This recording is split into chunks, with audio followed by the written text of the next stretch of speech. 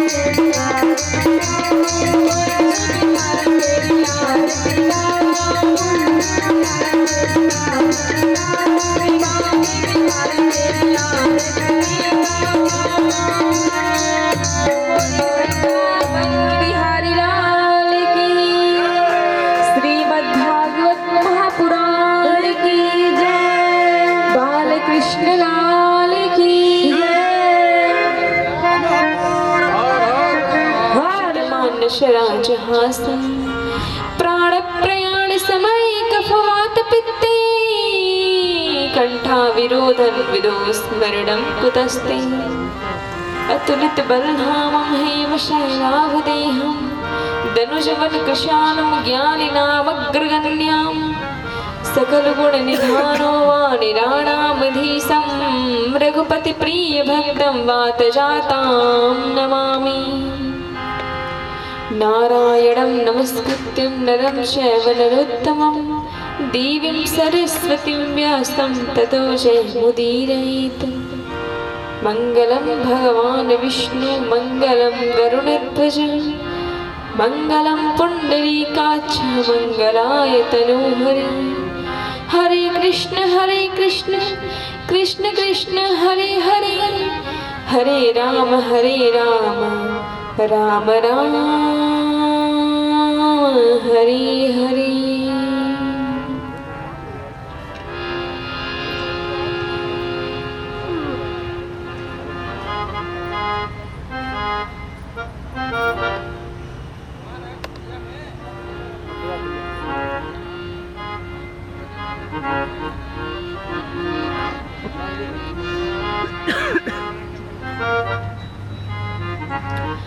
मेरी भवबाधा हरो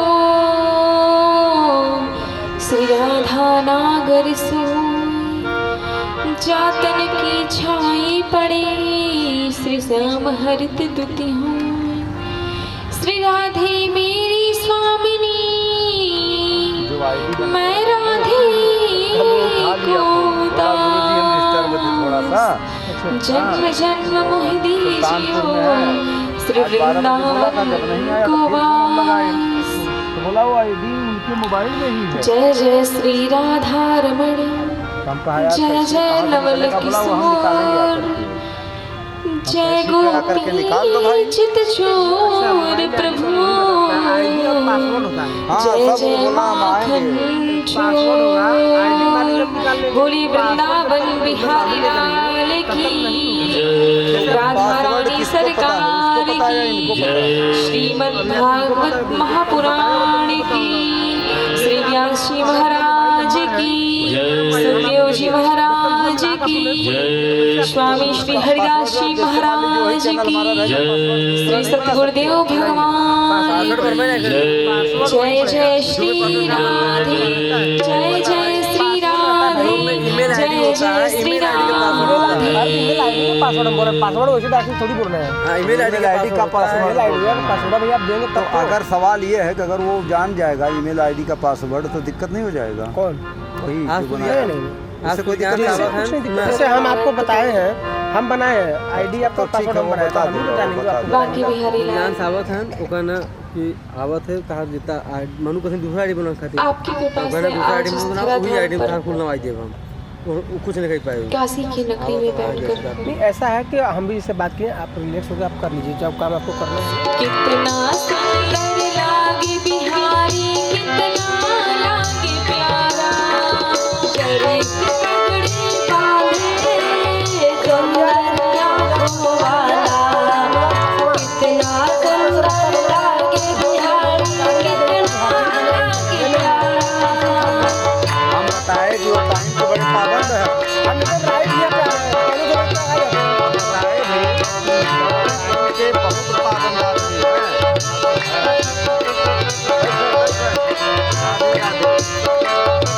वृंदावन बिहारी लाल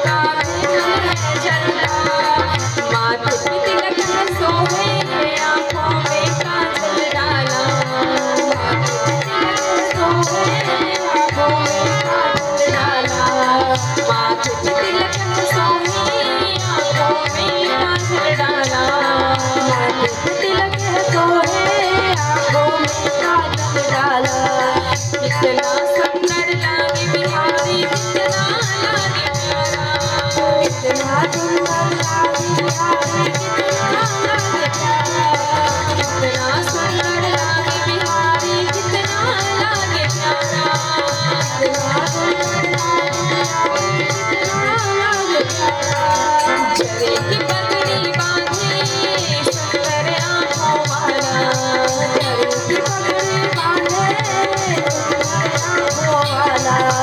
चले की पगड़ी बांधे चले की पगड़ी बांधे सुंदर आँखों वाला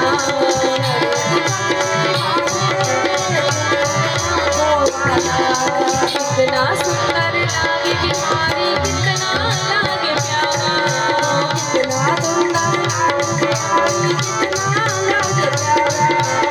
कितना सुंदर लागे बिहारी कितना लागे प्यारा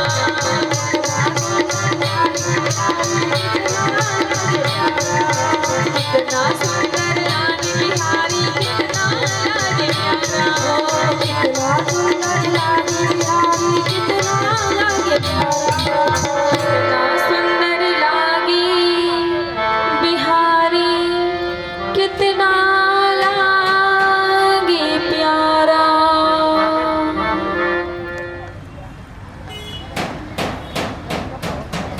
राधा रानी की अनंत कृपा इस धराधाम। आज इस कथा का पंचम दिवस है। आप सभी के सहयोग से कल की कथा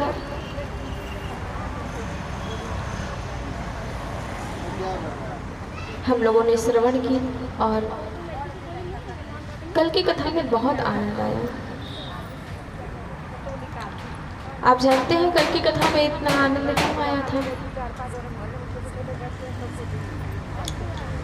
कल की कथा में इतना आनंद इसलिए आया था क्योंकि नंद के घर, बोलिए ना आप लोग,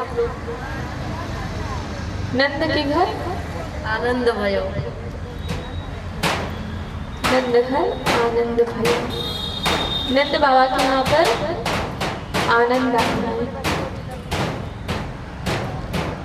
अच्छा, कोई ऐसा भी तो हो सकता था ना कि नंद के घर कृष्ण भयो, नंद के घर बांके बिहारी भयो, लेकिन नहीं बोला, किसी ने नहीं बोला। क्या बोला? नंद के घर आनंद भयो।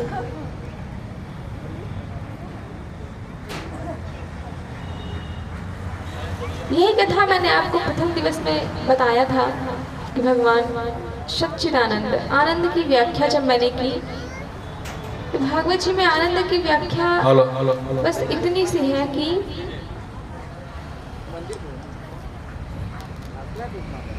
जो सच्चा आनंद है वो श्री ठाकुर जी हैं।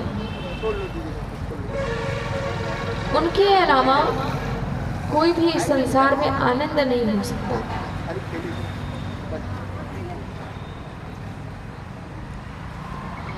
हमने देखा बालकृष्ण देवकी वसुदेव जी के समक्ष सर्वप्रथम मथुरा में कारागार में आए। तत्पश्चात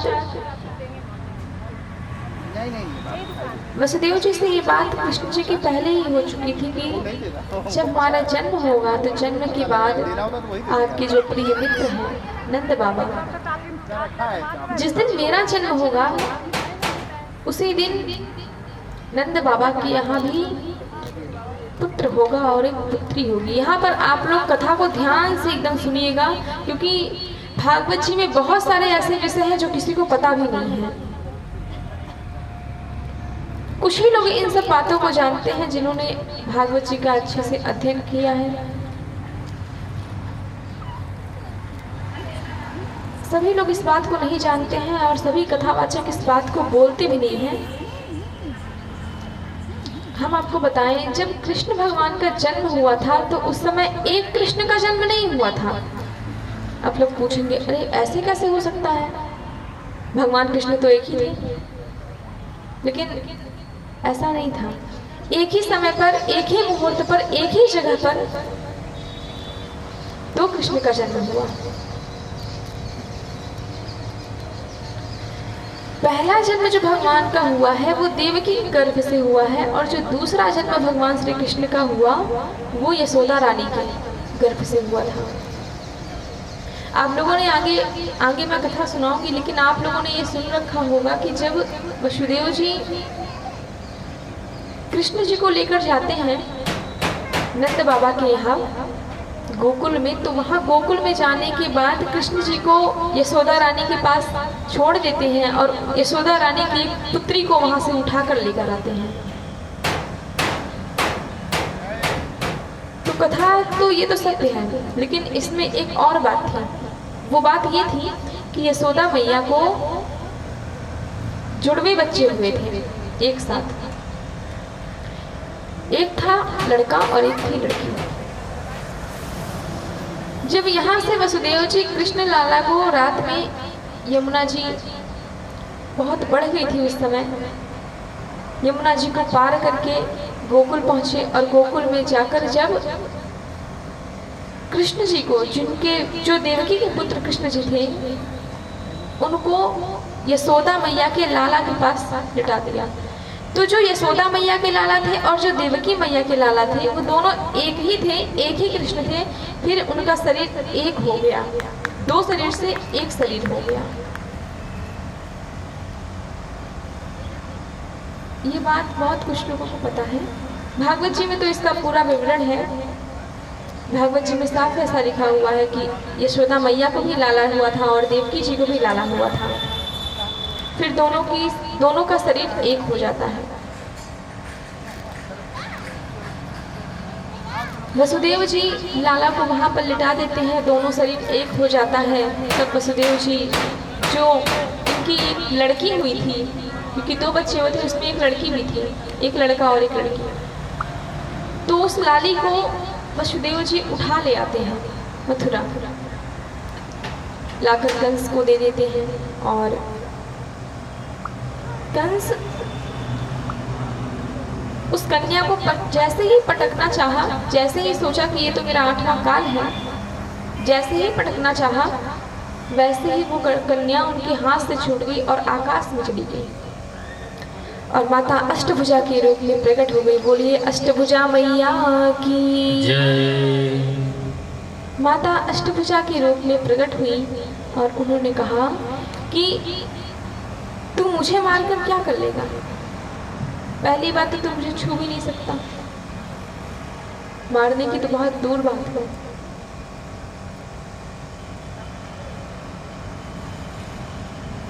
जो तेरा काल है वो जन्म ले चुका है, अब तू कितना भी प्रयास कर ले, अगर तू ये सोच रहा है कि नहीं मैं बच जाऊंगा, तो अब नहीं हो सकता। ये जो तेरा काल है वो जन्म ले चुका है। इतना कहकर माता अष्टभुजा विंध्याचल पर्वत के पास अष्टभुजा माता का मंदिर है, वहां पर आकर माता अष्टभुजा रहने लग गई।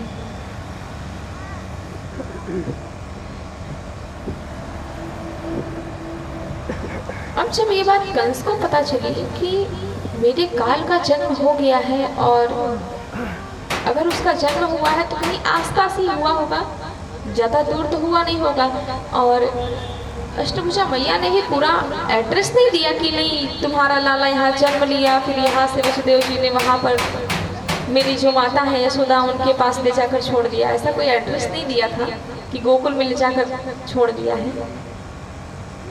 बस इतना कह दिया कि तुम्हारे काल ने जन्म ले लिया है।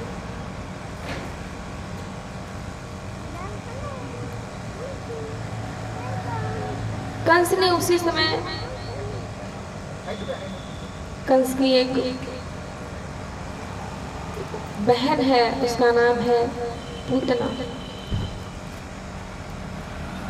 उसी समय पूतना को बुलाया और कहा कि बहन पूतना तुम अभी जाओ और देखो इस 84 कोस ब्रजधाम में आज से लेकर 10 दिन तक के जितने भी बच्चे हों, जितने बच्चों की आयु 10 दिन तक की हो गई हो, जितने मिले तुम सबको मार देना। किसी को मत छोड़ना, जितने भी 10 दिन के 12 दिन के बच्चे हो सबको मार देना। अच्छा, ये जो पूतना है ना, इसका काम भी यही था। भागवत जी में इसे पूतना बाल घातनी कहा गया है। सुखदेव जी इसे बाल घातनी कहते हैं कि ये बच्चों के प्राण लेती है। छोटे छोटे बच्चों को अगर इसने देख लिया तो ये बच्चों को मार देती है।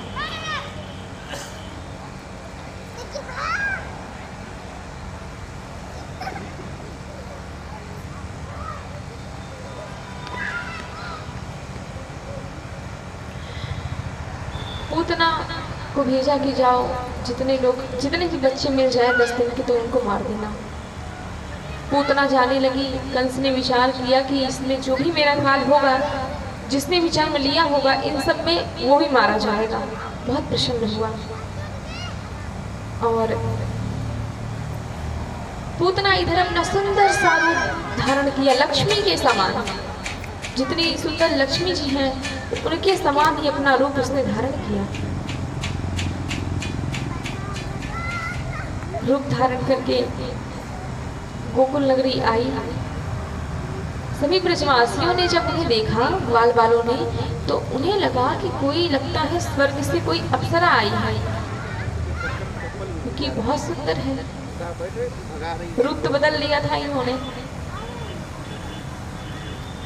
देखने में लगा कि जैसे कोई स्वर्ग से अप्सरा आई हो। तो ग्वाल बालों ने किसी ने पूछा नहीं कि आप कौन हैं। सबको यही लगा कि लगता है लाला को आशीर्वाद देने आई है। नंदोत्सव चल रहा था, 2 महीने तक नंदोत्सव चला था। तो नंदोत्सव चल रहा था, सबको लगा कि ये लाला को आशीर्वाद देने आई है। किसी ने पूछा नहीं, किसी ने रोका नहीं। ये सीधे नंद भवन में चली गई। माता यशोदा ने देखा तो माता यशोदा ने पूछा कि आप कौन हैं। उसने कहा कि माता यशोदा ने कहा मेरी बहन, मेरी तो कोई, जितनी मेरी बहनें हैं उन सबका विवाह वसुदेव जी से हुआ है, तो आप तो मेरी बहनों में नहीं हो। तो इसने चाल चली और कहा कि मैं आपकी बुआ की लड़की हूँ। जब आपका विवाह हो गया है उसके बाद मेरा जन्म हुआ, तो आपका जब विवाह हुआ तब मेरा जन्म हुआ। आपको पता ही नहीं चला, तब आप तो अपने ससुराल में थी, इसीलिए आपको पता नहीं चला। अच्छा, उस समय तो कोई फ़ोन उन भी तो नहीं थे ना कि हाँ फ़ोन करके बता दिया जाए। उस समय हमको लगता है कि पत्र का भी बहुत जमाना था, पत्र का, लेकिन इतना नहीं था कि कोई लिख के भेजे। तो दूर का रिश्ता बताया कि बुआ की लड़की हूँ और आपका विवाह हो चुका था, इसीलिए आपको पता नहीं चला। मैं लाला को आशीर्वाद देने आई हूँ, इस प्रकार से बोला। और माता यशोदा ने भी विश्वास कर लिया और कहा कि ठीक है, अभी आप बैठिए, मैं आपके लिए जलपान लेकर आती हूँ। अच्छा, उस समय जलपान में चाय और कॉफ़ी नहीं चलती थी, लस्सी चलती थी उस समय। ब्रजवासी है ना, ब्रजवासियों का तो मुख्य है लस्सी, दूध, मक्खन, दही, यही सब तो चलता था उस समय। ये तो आजकल का वो हो गया है कि किसी घर ज़्यादा चाय या ये सब जो भी है, ठीक है, समय समय की बात रहती है। समय समय के साथ में मनुष्य बदलता रहता है, समय बदलता रहता है। यशोदा रानी ने कहा कि आप बैठिए, मैं आपके लिए ताजी ताजी लस्सी लेकर आती हूँ। और जैसे ही माता यशोदा अपने कक्ष से रसोई घर में गई, वैसे ही ये जो पूतना है इसने देखा कि इस कक्ष में कोई नहीं है और लाला अपने पालने में खेल रहे थे। गई पालने में झांक कर देखने लगी, तो लाला ने जैसे ही देखा यशोदा को, श्री राधे, पूतना को जैसे ही देखा, खुशी से भगवान बड़ी बड़ी अपनी तत्वरी भगवान की भी तो मान लीजिए नहीं है, लेकिन बड़ी बड़ी आंखें खोल के एकदम देख रहे हैं। अभी तो भगवान के दांत नहीं हुए, 3 ही दिन के हैं, लेकिन बड़ी बड़ी आंखें खोलकर उस पूतना को देख रहे हैं और मुस्कुरा रहे हैं।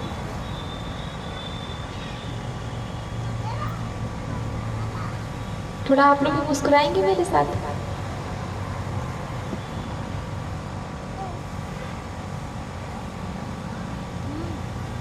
हमारे श्री गुरुदेव भगवान यहाँ एक भजन गाया करते हैं बहुत प्यारा, आप लोग भी हमारे साथ में गाइए, फिर आगे की कथा श्रवण करेंगे।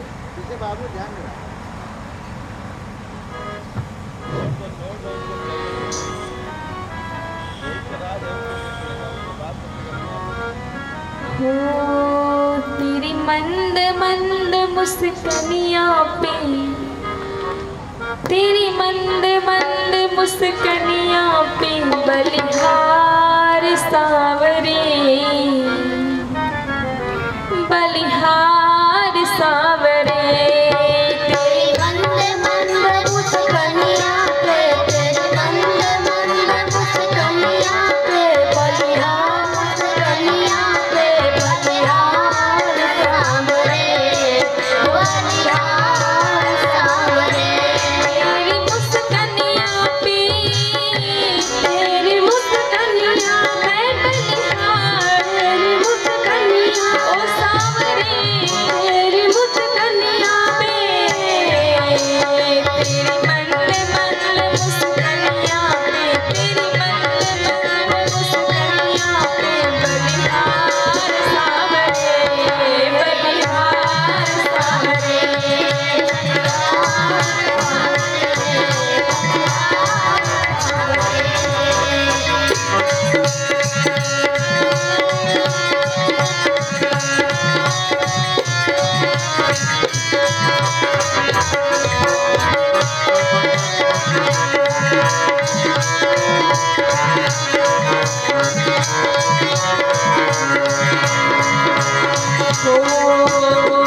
तेरे नैन अजब कजरारे, मटके हैं कारे कारे। तेरे नैन अजब कजरारे, मटके हैं कारे कारे। तेरे नैन अजब कजरारे, मटके हैं काले काले। तेरे नैन अजब कजरारे, मटके हैं काले काले। तेरी तिरछी से चितवनिया पे,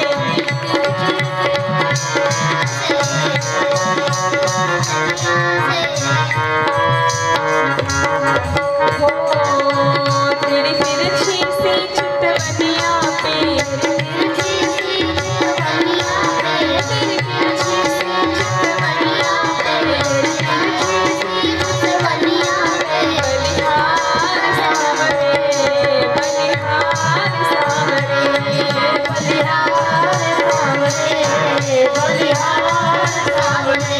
तेरी मुस्कनिया पे,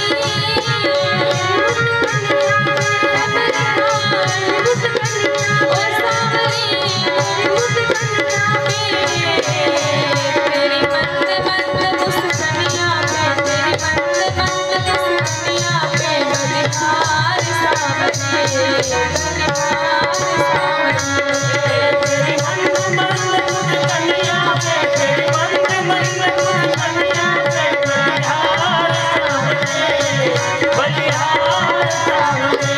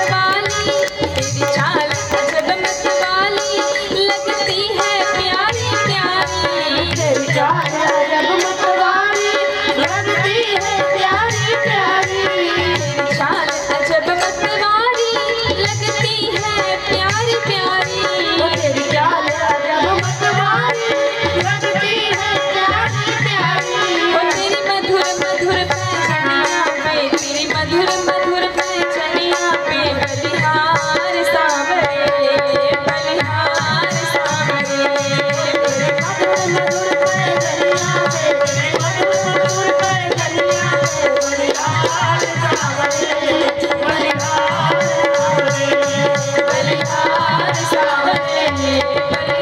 मधुर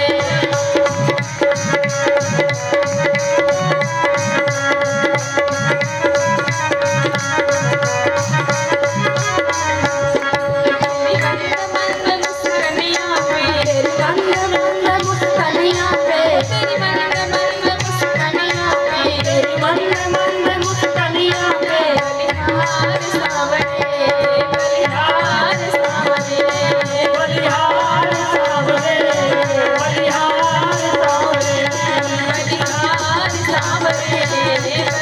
सांवरे, बलिहार सांवरे।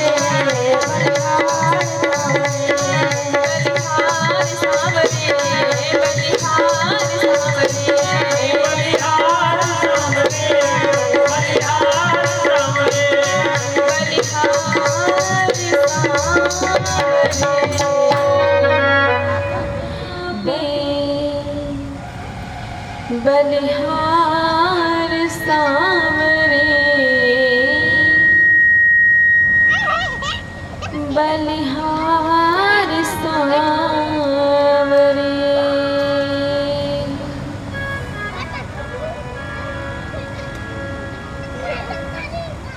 प्रभु ने जब पूतना को देखा तो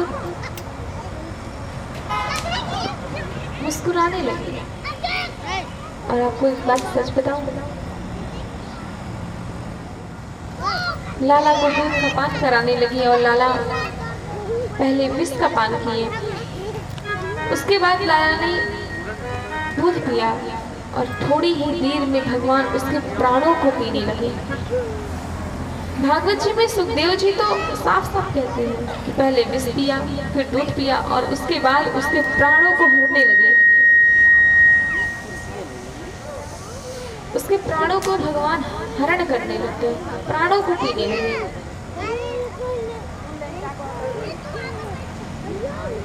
खूब तेज से चिल्लाई कि मुंच मुंच, हे बालक मुझे छोड़ दे, छोड़ दे। दो बार चिल्लाई, मुंच मुंच, छोड़ दे। लेकिन भगवान तो भगवान है।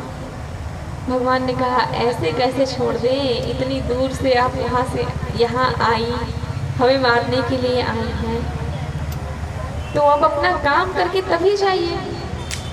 मारने आई थी तो मार कर जाइए। भगवान ने कहा कि मैं जिसका एक बार हाथ पकड़ लूं मैं छोड़ता नहीं हूँ, इतनी आसानी से नहीं छोड़ता। फिर अगर मैंने एक बार हाथ थाम लिया है तो वो चाहे अच्छे के लिए थामा हो और चाहे बुरे के लिए थामा हो। बुरे का अर्थ यहाँ पर पूतना के वध से है, क्योंकि पूतना का तो वध करना है ना भगवान को। तो बुरा का अर्थ वही है कि चाहे अच्छे के लिए थामा है और चाहे बुरे के लिए थामा है, लेकिन जब थाम लिया तो थाम लिया, फिर छोड़ता नहीं है।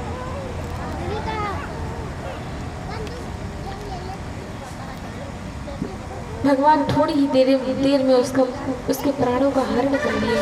और भगवान ने सोचिए, भगवान ने उसे मारा, उसका वध किया भगवान ने, और कहीं ऐसे वैसे जगह नहीं छोड़ा, क्योंकि ये जो पूतना है ये 6 कोस की है। 6 कोस के बराबर इसकी लंबाई थी, इतनी विशाल थी ये पूतना। भगवान ने सोचा कि अगर 6 कोस का मतलब होता है 18 किलोमीटर, 18 किलोमीटर बराबर इसकी लंबाई थी। और भगवान ने सोचा कि अगर मैं इसे यही गोकुल में कहीं छोड़ूंगा, क्योंकि भगवान इसको लेकर आकाश में उड़ गए थे और आकाश में जाकर इसके प्राणों का हरण किया। और भगवान ने सोचा कि भाई इसको यहाँ से छोड़ूंगा तो ये जाकर गोकुल वासियों पर गिरेगी, बेचारे सब की सब चटनी हो जाएंगे। पिस जाएंगे सब के सब। जिसके नीचे ये गिरेगी तो सही बात है, उसका तो चटनी हो जाएगा। भगवान ने विचार किया कि इसको यहाँ नहीं गिराऊंगा, वरना मेरे बेचारे ब्रजवासी भक्त सब बेचारे इसकी वजह से मर जाएंगे। भगवान ने अच्छा इसको कहाँ फेंका, पता है कहाँ पर छोड़ा? भागवत जी में ऐसा वर्णन है कि कंस का 6 कोस का ही बगीचा है। जितनी बड़ी ये थी उतनी ही बड़ी कंस का, उतना ही बड़ा कंस का बगीचा भी था, 6 कोस का, 18 किलोमीटर का। भगवान ने सोचा कि इसको वहीं फेंकता, क्योंकि मामा कंस ने ही मौसी को यहाँ भेजा था। कंस की बहन है ना ये पूतना, और कंस की बहन देवकी भी है, तो एक रिश्ते से मौसी भी हो गई। कन्हैया ने सोचा कि इस मौसी को मैं वहीं पर छोड़ूंगा ले जाकर कंस के बगीचे के सामने, ताकि ये जाकर कंस के बगीचे में गिरे। मामा जी ने भेजा है तो कम से कम मामा जी के ऊपर फर्क भी तो पड़ना चाहिए ना।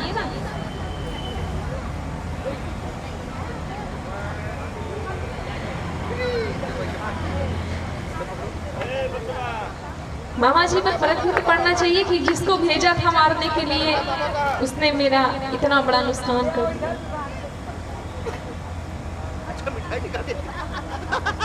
भगवान ले गए और उसको कंस के 6 कोस के बगीचे में छोड़ दिया। अब ये पूतना जाकर भगवान कंस के 6 कोस के बगीचे में गिरी और पूरा कंस का बगीचा तहस नहस हो गया। आप सभी लोग कृपया कर कथा को श्रवण करें, कथा को श्रवण करें अच्छे से। आप लोग जाकर 6 कोस के बगीचे में गिरी कंस के, और उसी समय जो नंद बाबा थे वो नंद बाबा मिलने गए थे कंस से।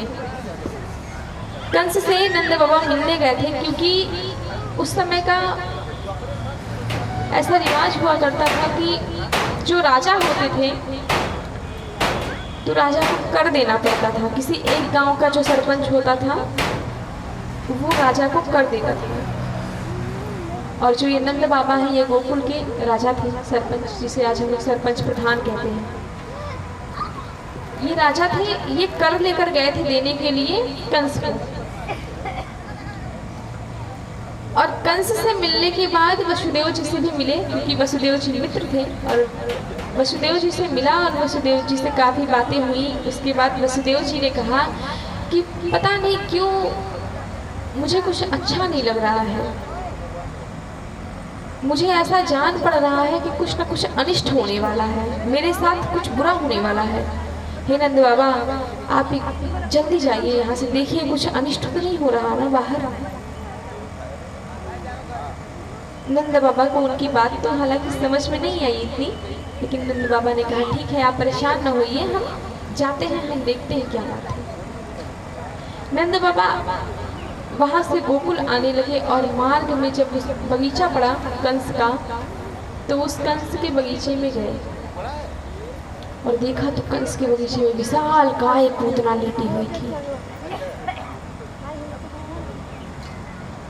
नंद बाबा के साथ में और 2-4 लोग थे। नंद बाबा ने कहा कि अब जब यहाँ तक आ गए हैं और इसको देख लिया है तो क्यों ना इसका अंतिम संस्कार यही इसी बगीचे में कर दिया जाए, क्योंकि पेड़ पौधे भी बहुत ज़्यादा डूबे हैं, तो इसी पेड़ों से इसका अंतिम संस्कार कर दिया जाए। पेड़ को कटवाया और जो पूतना थी इतनी विशाल काय थी तो पूरे शरीर को तो जलाया नहीं जा सकता था, इसीलिए पूरे शरीर के अंग को टुकड़ों टुकड़ों में पहले बांटा, इसके बाद फिर जलाया। और विचार में ये बात है कि जब पूतना का शरीर जला उस समय उसके शरीर से एक विशेष प्रकार की सुगंध आ रही थी। जबकि होता ऐसा है कि जब कोई भी जीव मर जाता है तो उसके शरीर से थोड़े ही दिन में दुर्गंध आने लगती है, और अगर उसे जलाया भी जाता है तब भी उसके शरीर से एक दुर्गंध ही आती है, लेकिन पूतना के शरीर से सुगंध आ रही थी। इसका कारण जानते हैं? क्यों उसके शरीर से सुगंध आ रही थी? क्योंकि जिसको हमारे श्री कन्हैया बांके बिहारी लाल स्पर्श कर लेते हैं उसके जीवन में तो कभी दुर्गंध रह ही नहीं जाती, वो हमेशा सुगंधित ही हो जाता है। बोलिए बांके बिहारी लाल की जय, बाल कृष्ण लाल की जय।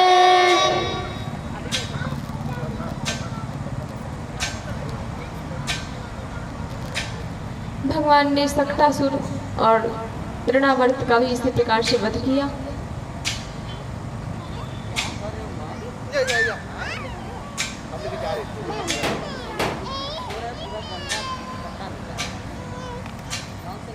कुछ दिन बीते और श्री सुखदेव जी परीक्षित जी से बताते हैं कि एक बार गर्गाचार्य जी वसुदेव जी ने उनसे कहा कि आप जाइए, हमारे नंद बाबा के 2 पुत्र हैं, उन दोनों पुत्रों का नामकरण करना है। अच्छा, 2 पुत्र कौन कौन से? बलराम जी और कन्हैया जी। बलराम जी का जन्म मैंने आप लोग को बताया था कि देवकी जी के गर्भ से रोहिणी जी के गर्भ में भेज दिया गया था। तो रोहिणी जी के पुत्र तो पहले ही थे। रोहिणी मैया क्योंकि उनके पति जो हैं वसुदेव जी वो जेल में हैं और देवकी जी भी जेल में थी, तो वसुदेव जी ने ऐसा कहा था कि मेरी पत्नी को अपने पास रखना जब तक मैं जेल से बाहर नहीं आता तब तक। तो यशोदा रानी के साथ रोहिणी मैया उनके साथ में रहती थी गोकुल में। वसुदेव जी ने गर्गाचार्य जी से कहा कि आप मेरे पुत्रों का 2 पुत्र हैं नंद बाबा के, उन दोनों पुत्रों का आप नामकरण कर दीजिएगा। ऐसा कहकर गोकुल भेजा। नामकरण संस्कार के लिए गर्गाचार्य जी गोकुल पधारे। सुखदेव जी यहाँ पर बोलते हैं कि गर्गः पुरोहितो राजन् यदुनां सुमहातपाः वज्रं जागां नन्दस्य वसुदेव प्रदोदित।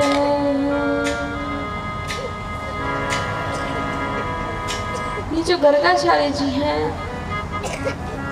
वसुदेव जी के पुरोहित हैं, सभी का नामकरण करते हैं। वसुदेव जी के घर में जितने भी नामकरण संस्कार हुए थे वो गर्गाचार्य जी के द्वारा हुए थे।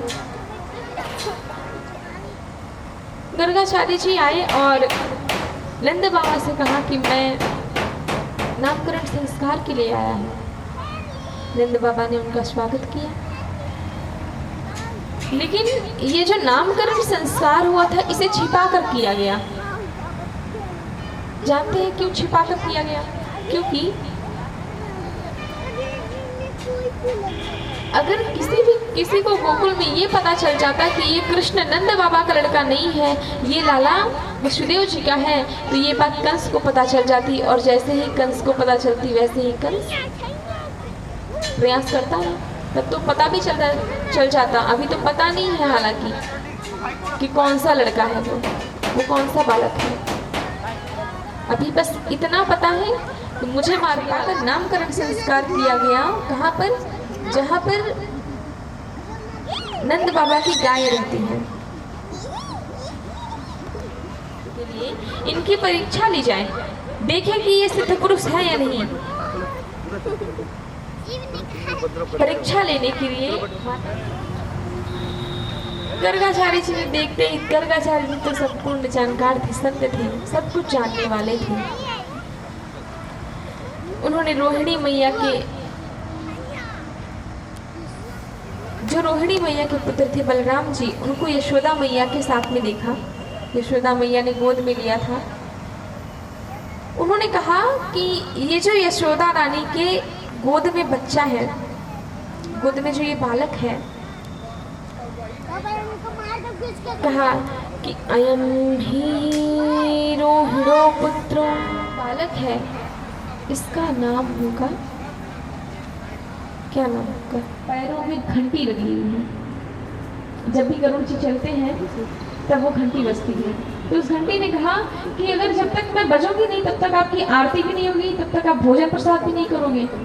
तो इसीलिए आप जब भोजन करने बैठे, आप कुछ खाने बैठे तो मैं बज गई। भगवान ने उसी समय घंटी को श्राप दे दिया कि आज के बाद जब तुम्हें कोई पकड़ कर बजाएगा तभी तुम बजोगी, उससे पहले तुम नहीं बजोगी।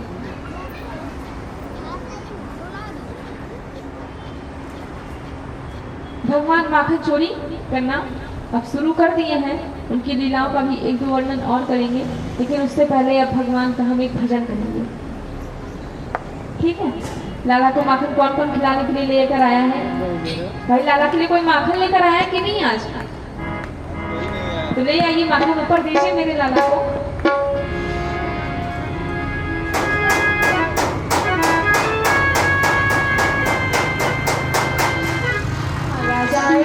पकड़ो पकड़ो दौड़ो दौड़ो कान्हा भागा जाए, वो पकड़ो पकड़ो दौड़ो दौड़ो कान्हा भागा जाए, पकड़ो पकड़ो दौड़ो दौड़ो कान्हा भागा जाए। कभी कुंज में कभी गए में हाथ नहीं ये आए, कभी कुंज में कभी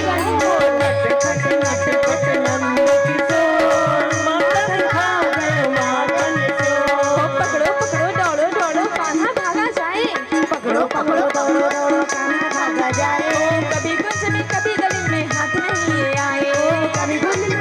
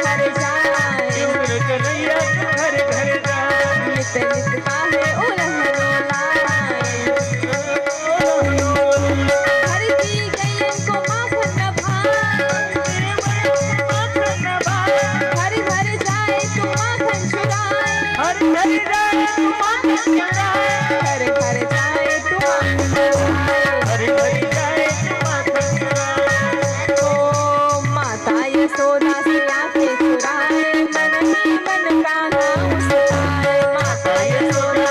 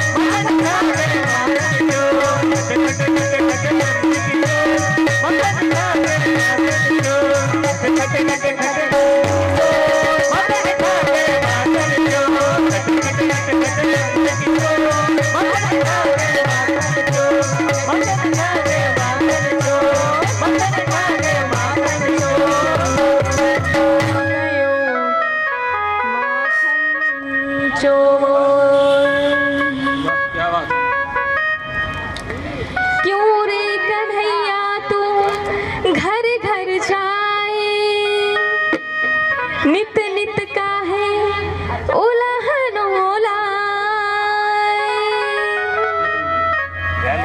घर की गैयन को माखन न भावे,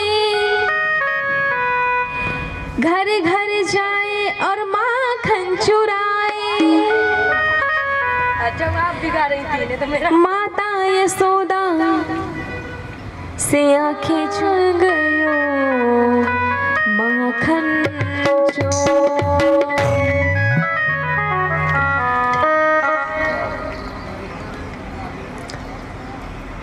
कितने उधमी थे, सोचिए। आजकल के बच्चे उतने उधम नहीं करते जितना उधम मेरे लाला करते थे,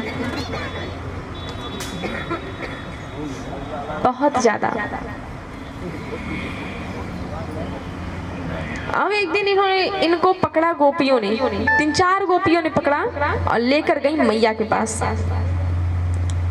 शिकायत करने लगी कि ये आपका लाला इतना उद्यमी है। एक गोपी बताने लगी कि एक दिन मैं बैठकर मेरे यहाँ पर आटा कम हो गया था, तो मैंने सोचा कि थोड़ा सा ही आटा है तो मैं इसी की 4 रोटी बनाकर अपने पति को खिला दूं। अब इसने क्या किया कि इसने देखा कि थोड़ा सा आटा है, एक तो गरीबी है, उसी में ये आया और 1 लोटा पानी भरकर उस आटे में डाल दिया इसने। थोड़ा सा आटा था, उसमें 1 लोटा पानी भर दिया इसने। एक तो गरीबी, ऊपर से गरीबी में आटा गिरा।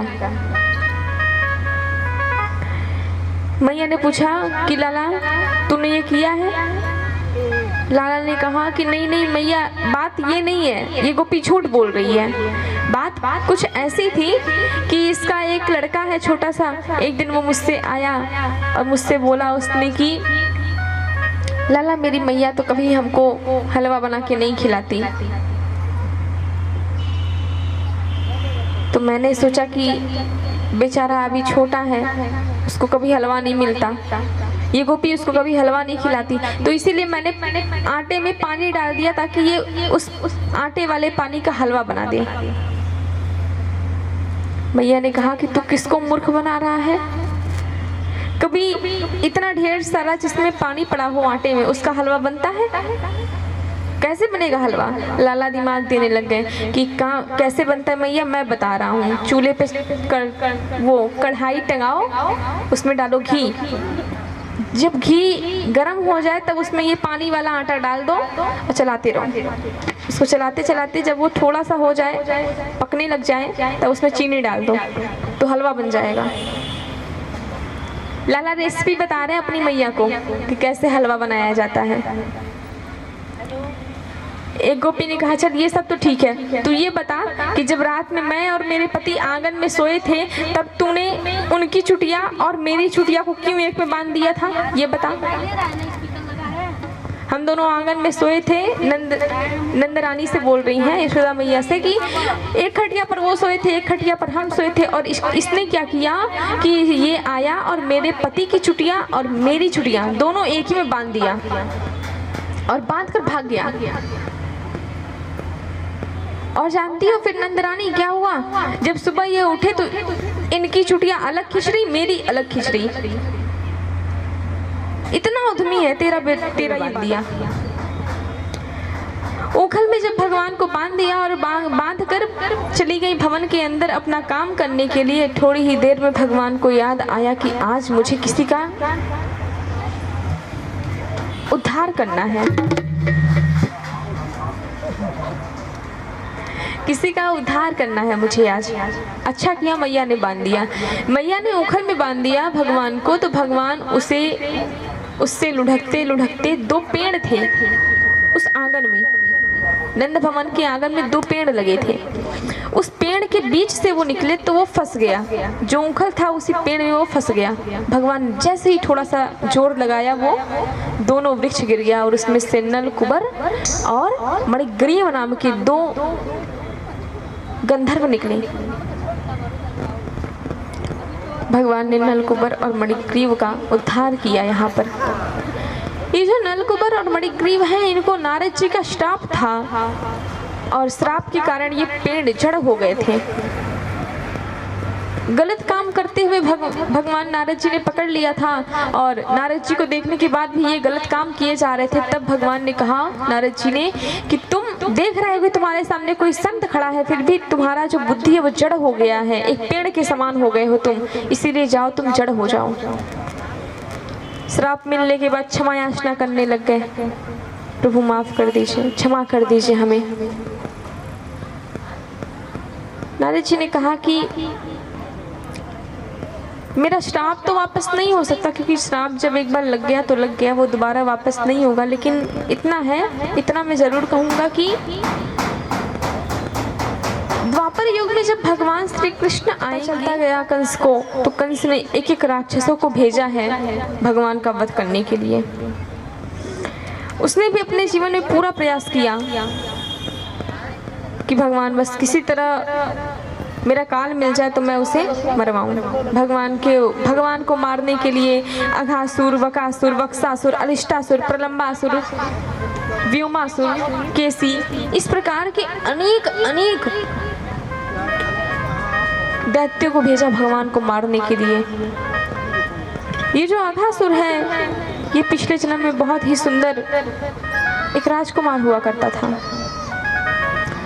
महर्षि अष्टावक्र वहाँ से निकल रहे थे और अष्टावक्र जी को जब इसने देखा तो उनका हंसी उड़ाने लगा। जो ये अष्टावक्र जी हैं, उनका शरीर भगवान की देन था कि थोड़ा सा 8 जगह से वो टेढ़े थे, और जब वो आ रहे थे तब इसने देखा और ये हंसी उड़ाने लगा, मजाक बनाने लगा उनका कि आप तो इतने सुंदर हैं, आपकी टेढ़ी सी एकदम चाल है, जैसे अप्सराएं चलती हैं वैसे आप चलते हैं। अष्टावक्र जी ने एक बार कहा कि छोड़ो, बच्चा है, रहने दो, कुछ नहीं कहूँगा। लेकिन 1 बार, 2 बार, 3 बार, कितनी बार कोई क्षमा करेगा? नहीं माना। अष्टावक्र जी ने श्राप दे दिया कि जो तुम मेरी हंसी उड़ा रहे हो, मुझे तो भगवान की ये देन है कि मेरा शरीर 8 जगह से टेढ़ा है, लेकिन तुम क्यों हंसी उड़ा रहे हो? जो मैं श्राप तुमको देने जा रहा हूँ, ये ऐसे लोगों को ही दिया जाता है, जाओ तुम अजगर हो जाओ। कथा को बहुत ध्यान से सुनिएगा। श्राप दे दिया, अजगर का रूप धारण करने का श्राप दिया, और ये अघासुर तब से अपने इस रूप में पड़ा हुआ था। तो जब अघासुर को श्राप मिला उस समय, तो इसने क्षमा याचना की, और क्षमा याचना करने पर अष्टावक्र जी ने कहा कि जब द्वापर युग में भगवान अपनी लीला का संवरण करने के लिए आएंगे तब वो तुम्हारा उद्धार करेंगे। इस प्रकार से भगवान ने सबका उद्धार किया।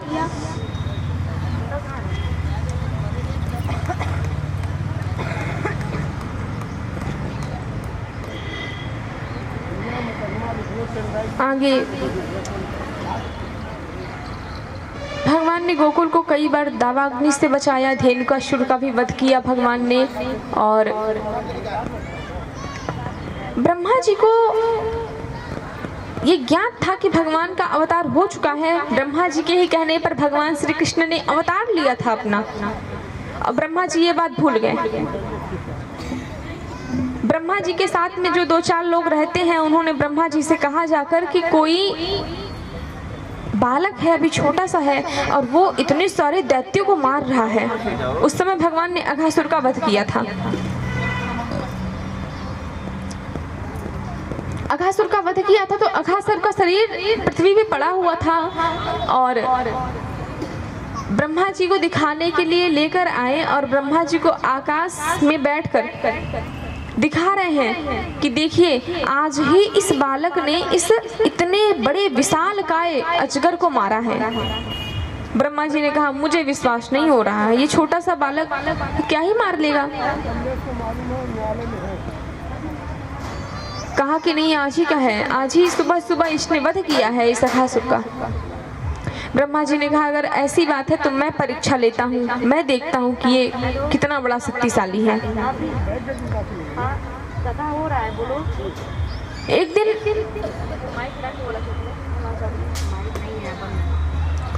एक दिन क्या हुआ कि भगवान के बछड़े थोड़ी दूर पे चरने के लिए चले गए, तो भगवान ने अपने सखाओं से कहा कि कोई जाओ और उन बछड़ों को लेकर आओ।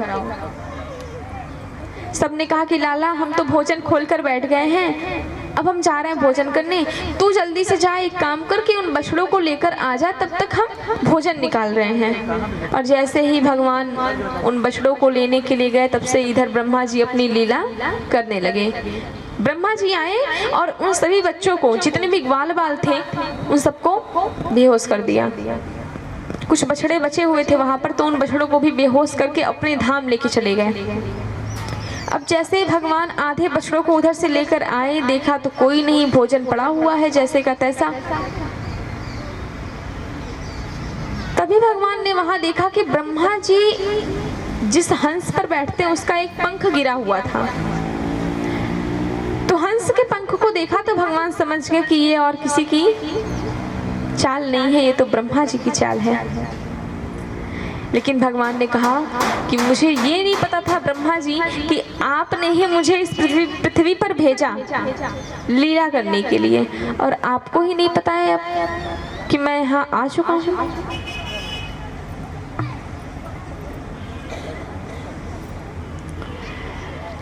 भगवान ने कुछ नहीं कहा। भगवान ने जितने लोगों को ब्रह्मा जी अपने लोक लेकर गए थे, भगवान ने उतना रूप बना लिया, कई सारे ग्वाल, और उसके बाद जितने बछड़े भी चले गए थे ऊपर 2-4, उनका भी रूप बना लिया। भगवान रूप बनाकर गोकुल आ गए। इसी बीच में एक क्रिया होती है कि गर्गाचार्य जी आते हैं, और गर्गाचार्य जी ने सभी गोकुल वासियों से कहा,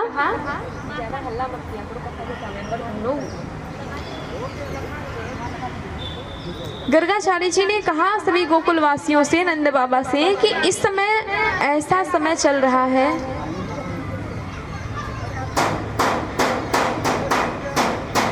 ये ऐसा समय चल रहा है कि इस महीने के बाद अगले 11 वर्ष तक किसी का विवाह नहीं हो पाएगा। ऐसा मुहूर्त उस समय ऐसा बना था कि अब से 11 वर्ष के बाद तक कोई भी विवाह का मुहूर्त नहीं है। इसलिए जिसको भी अपनी अपनी कन्याओं का विवाह करना है वो अभी कर ले।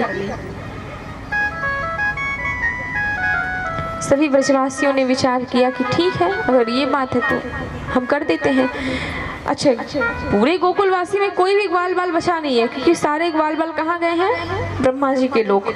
तो कोई तो रहा नहीं, विवाह किससे हो? सारे ग्वाल बाल ऊपर चले गए हैं। लेकिन जो भगवान ने अपना स्वरूप बना दिया था, तो जब भगवान ने अपना स्वरूप बना दिया तो है तो भगवान ही ना वो। भगवान की कहते हैं ना, भगवान एक स्वरूप अनेक। तो भगवान अकेले थे, लेकिन स्वरूप ग्वाल बालों का अपने ही शरीर से निकाला, तो वो सब भी तो भगवान ही हुए। अपने शरीर से निकाला है, अर्थात वो सब भी भगवान हुए। तो सारे ग्वाल बाल जितने थे उन सब का विवाह सभी गोपियों से हो गया। भागवत जी में ऐसा वर्णन है, सभी ग्वाल बाल का विवाह सभी गोपियों से हो गया। तब आप विचार करिए किस प्रकार से ये लोग बोल देते हैं कि भगवान ने चीर हरण किया था गोपियों का। और अगर चीर हरण किया भी है, वस्त्र चुराए भी हैं, तो अपने पत्नी के चुराए ना, क्योंकि विवाह तो भगवान का सबसे हुआ था। भगवान के ही रूप में सारे ग्वाल बाल थे, और भगवान का ही विवाह गोपियों से हुआ था। और सबने कह दिया कि भगवान ने वस्त्र चुराए। अगर चुराए भी तो अपने पत्नी के चुराए। इस प्रकार से भगवान का ही विवाह सारी गोपियों से हुआ। 1 वर्ष बीत गए। अच्छा, आपको पता है कि पृथ्वी के जब 1 वर्ष पूरे होते हैं तब ब्रह्मलोक के 1 दिन पूरे होते हैं। हमारे यहाँ 1 वर्ष बीता, ब्रह्मलोक में 1 दिन बीता। अब जब ब्रह्मदेव को लगा कि 1 दिन बीत गया, ये तो पता नहीं चला, इसका कुछ आया नहीं है, लेने के लिए इन सब ग्वाल वालों को। आकाश मार्ग से उड़कर आए ब्रह्मदेव और नीचे देखें तो नीचे क्या देखते हैं कि लाला है और लाला का पूरा स्वरूप, जितने भी ग्वाल बाल सब खेल रहे थे आपस में। जब उसने ये चीज ऊपर से देखा तो पहले जब देखा तब तो सारे ग्वाल बाल वही, जितने जो ऊपर पड़े हैं वो नीचे भी हैं, तब तो उसने वो स्वरूप देखा। उसके बाद जब दोबारा अपनी आंखें बंद की और जब दोबारा खोली तो सारे वो कृष्ण नजर आने लगे। और जब सब कृष्ण नजर आने लगे तब ब्रह्मा जी को ये पता चला कि ये कोई साधारण मनुष्य नहीं है, ये तो जिसको मैंने कहा था श्री भगवान विष्णु को कृष्ण अवतार लेने के लिए, ये लगता है कि ये वही बालक है। तुरंत ब्रह्मा जी आए और भगवान को प्रणाम किया। भगवान ने कहा, आपसे हमें ये उम्मीद नहीं थी, हमने ये कभी नहीं सोचा था कि आप भी मेरे साथ ऐसा करेंगे। आपके ही कहने पर मैंने ये अवतार धारण किया और आपने ही मेरे साथ में ऐसा किया। ब्रह्मा जी ने कहा कि प्रभु मुझे ये नहीं पता था, मुझे लगा कोई ऐसे ही साधारण सा बालक है, वो इस प्रकार से कर रहा है, तो मैं आपकी परीक्षा लेने लग गया, प्रभु मुझे क्षमा कर दीजिए। भगवान ने कहा कि मैं तुम्हें क्षमा नहीं कर सकता, तुमसे इतनी बड़ी गलती होगी इसलिए मैं तुम्हें क्षमा नहीं करूँगा। ब्रह्मा जी ने 40 श्लोकों में भागवत जी की स्तुति गाई, भगवान की स्तुति गाई है 40 श्लोकों में। और जब भगवान ने अपनी स्तुति सुनी तब ब्रह्मा जी को क्षमा किया। ब्रह्मा जी ऊपर से सारे जितने भी बच्चों को ले गए थे उन बच्चों को लेकर नीचे आए।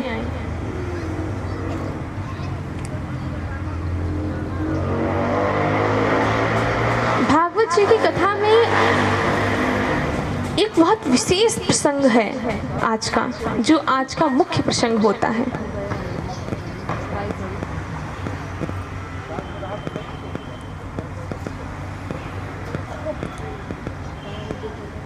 एक कालिया नाम का नाग था, सर्प।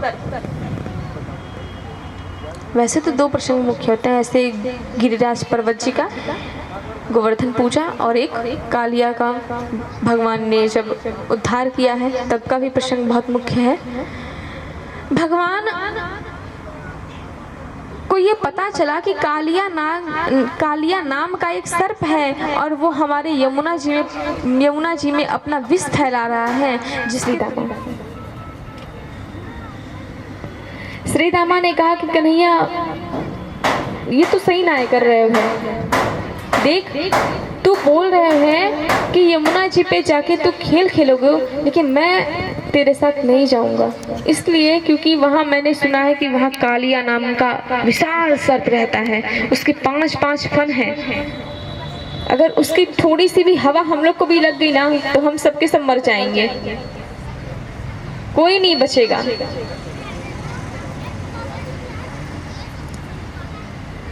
भगवान ने कहा कि जब तक मैं हूं तब तक तुम लोग को डरने की बात नहीं है, मैं तुम लोग के साथ में चलूंगा ना, मैं तो रहूंगा ना, तब क्यों डरती हो। अच्छा, जो गेंद थी वो भी सिर्फ श्री दामा के पास ही थी और किसी के पास गेंद भी नहीं थी। भगवान ने किसी तरह से श्री दामा को मनाया और सभी लोग गए वहां पर कंदुक क्रीड़ा करने लग गए। खेल खेलते समय भगवान ने जानबूझकर वो गेंद यमुना जी में डाल दी। अब जो श्री दामा है वहीं पे लोट लोट कर रोने लगा, मेरा गेंद लाओ, बस मैं और कुछ नहीं जानता, मेरी मैया बहुत मारेगी, वो बस गेंद लाओ, मैं नहीं तो मैं फिर अच्छा नहीं होगा, बहुत ज़्यादा फिर बुरा हो जाएगा। भगवान बोले कि तू क्यों इतना रो रहा है, मैं तेरी गेंद लेकर आऊँगा। सभी मित्रों ने कहा कि कन्हैया तू यमुना जी के अंदर मत जा, हम कोई और गेंद खरीद कर इस श्री दामा को दे देंगे। लेकिन भगवान को तो अंदर जाना ही था उस यमुना जी के, कि कालिया का अभिमान भी तो तोड़ना था ना, कालिया को अभिमान हो गया था, तो उस अभिमान को भी तो तोड़ना था भगवान को। भगवान ने कहा कि नहीं, कुछ नहीं, आज भी आप जब वृंदावन जाएंगे तो वहां पर कदम्ब का जिस वृक्ष पर चढ़कर भगवान उसकी डाली से, भगवान कदम्ब के वृक्ष पर चढ़कर डाली से यमुना जी में कूदे और अंदर चले गए एकदम। अच्छा, भगवान वहाँ पे जाकर अपना गेंद नहीं ढूंढ रहे हैं, वो तो ढूंढ रहे हैं कि देखे वो कहाँ है कालिया। कालिया उस समय सो रहा था, लेकिन जो कालिया की पत्नी थी वो सब जाग रही थी। तो मेरा पति अभी उठे और तुम्हें मार दे। भगवान ने कहा कि वो मुझे मारेगा नहीं, मैं उसको मारने के लिए आया हूँ। नागपत्नियों ने सोचा कि ये बालक भी बहुत छोटा है, जिसका अभिमान उसके सिर पे चढ़ जाए। तो कालिया का भी विनाश ही होना था। कालिया के सिर पे वो जहर चढ़ गया था और इसी को निकालने के लिए भगवान आते हैं। भगवान ने 2-3 बार तेज तेज आवाज लगाई। कालिया उठा और फुफकारते हुए एकदम आया। बड़ा सर्प है और जो बड़ी बड़ी वो विष छोड़ता है अपने मुंह से कि उस विष का प्रभाव बाहर तक आने लगा। भगवान का और कालिया नाग का भीषण युद्ध चालू हो गया। कभी भगवान उसके ऊपर चढ़ते तो कभी वो नाग भगवान को अपने आप में लपेट लेता। इस प्रकार से बहुत देर तक युद्ध चलता रहा। इधर सब सखा परेशान हो गए क्योंकि 2-3 घंटे हो गए भगवान को अंदर गए, कहीं ऐसा तो नहीं कि कुछ हो गया हो। लाला को सब इतना प्रेम करते थे कि कोई ये मानने को तैयार नहीं था कि लाला भगवान है। सबको यही लगता था कि लाला तो हमारे सखा हैं।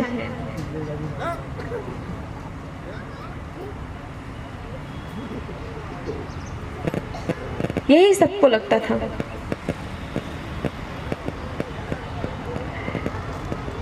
सभी लोग भागते हुए नंद बाबा के यहाँ पर गए और नंद बाबा से कहा कि लाला उसमें कूद गया है यमुना जी में, और उसकी और कालिया नाग का युद्ध चालू हो गया है। अब सभी यशोदा रानी, लाला, बाबा नंद भागते हुए सभी लोग आए। पूरे यमुना जी पर भीड़ लग गई और जैसे ही ये सब भीड़ जुटी वैसे ही वो नाग पूरे पानी में से, यमुना जी के पानी से ऐसे 5 फन लेकर उठा और उसके ऊपर भगवान खड़े थे अपनी बंसी लेकर। थोड़ी ही देर में भगवान तांडव करने लग गए। उसके 5 फन पर भगवान तांडव करने लग गए। इधर भगवान तांडव करते और उधर शंकर जी, उधर शंकर जी तांडव कर रहे, इधर भगवान तांडव कर रहे हैं कि तांडव गति मुंडन पर नाचत गिरधारी, तांडव गति मुंडन पर नाचत गिरधारी। इस प्रकार से भगवान उसके सिर पर नाच रहे हैं। बहुत भगवान ने कहा तुम अभी इसी समय वृंदावन धाम को छोड़कर रमणक द्वीप चले जाओ। कालिया नाग ने कहा कि वहां तो आपके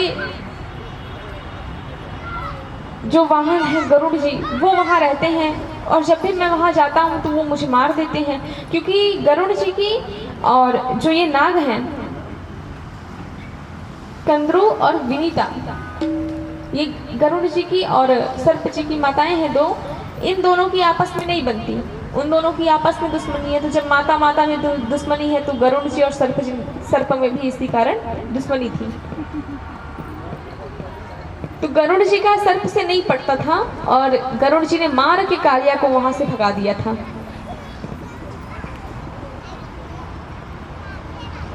गरुड़ जी डेली प्रतिदिन उनका आहार था एक सांप का। पूरा परिवार वृंदावन आए और बहुत तेज भूख लगी थी। नीचे देखा तो यमुना नदी बह रही थी और उन्होंने विचार किया कि मैं इसके अंदर गए और मछली निकाल कर खाने लगे। उसी समय वहाँ पर सौभरी नामक ऋषि थे और वो उसमें जल तर्पण कर रहे थे।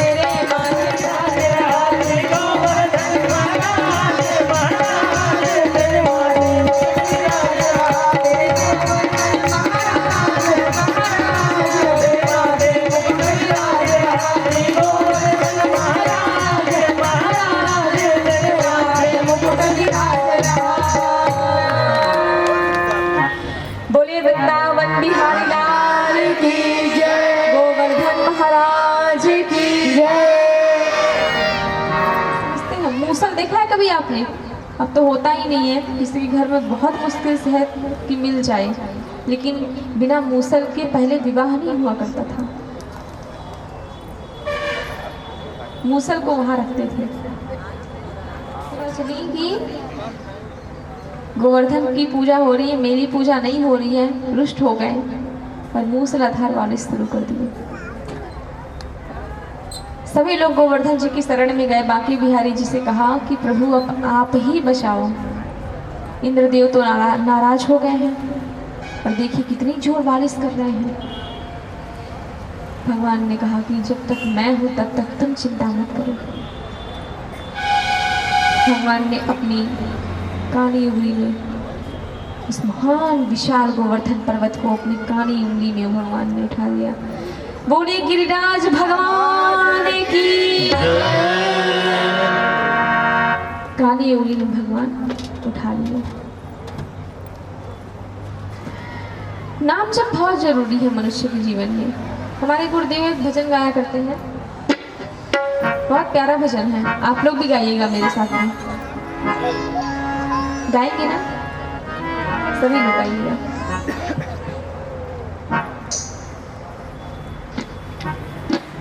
राम नाम के हीरे मोती, राम नाम के हीरे मोती मैं बिखराऊं गली गली।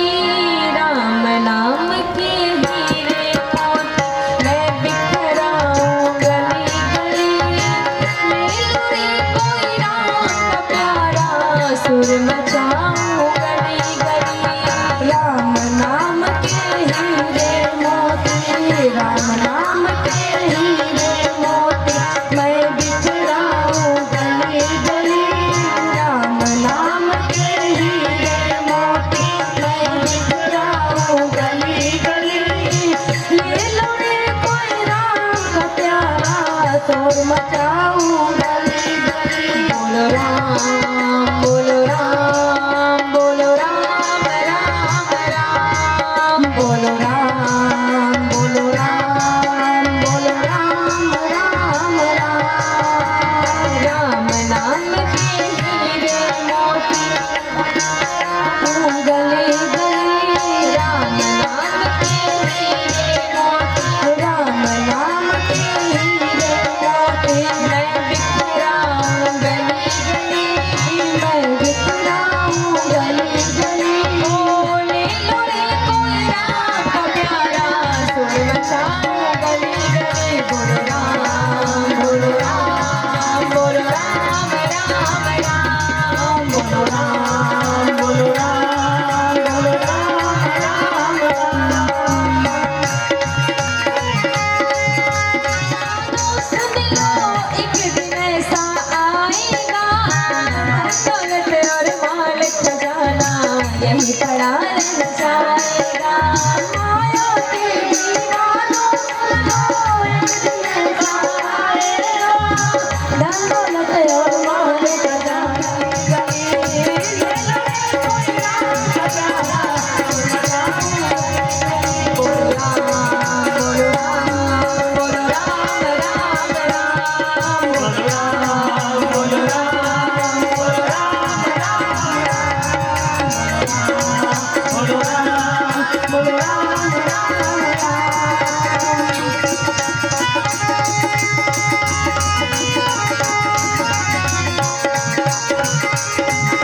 राजा रामचंद्र की जय हो।